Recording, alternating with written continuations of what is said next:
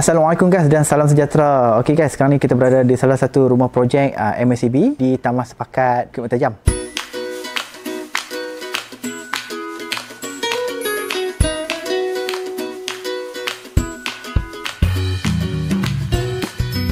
Okey, so hari ni Abang Pai dah set dah dengan owner.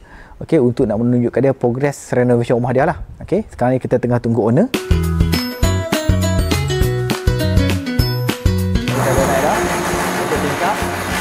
So sebenarnya dekat sini. Maksudnya kita kena pecah ni betul-betul ya.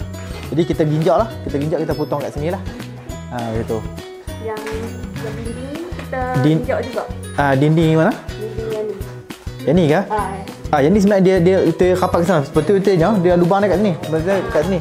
Yalah kan kalau kita biasanya cabinet kitchen ni dia size dia lebih kurang dalam 34 inci. Macam ni je. Okey. Kalau kita naik atas tadi tu mata kita sama level dia boleh kan? Ya betul. Dah tu, dua kaki. Yang tu boleh.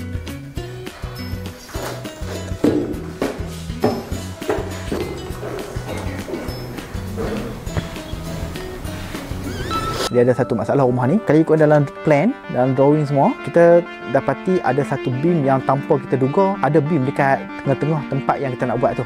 Jadi tak pernah lah ada orang buat beam macam ni. Biasanya orang beam bawah. Ini dia buat flat. Ini dia buat flat. So beam dia bagi tinggi kat atas tu. Dia memang mengganggu struktur bangunan lah. Ini memang tak dapat disentuh. Sekarang kita tengah tunggu owner untuk nak perlu dilakukan lah macam tu. Dan kita juga ada cadangan untuk nak cadang kat dia lah. Supaya segala yang di plan tu mengikut dalam perancangan. InsyaAllah. Sekarang kita tunggu owner lah. Alright guys.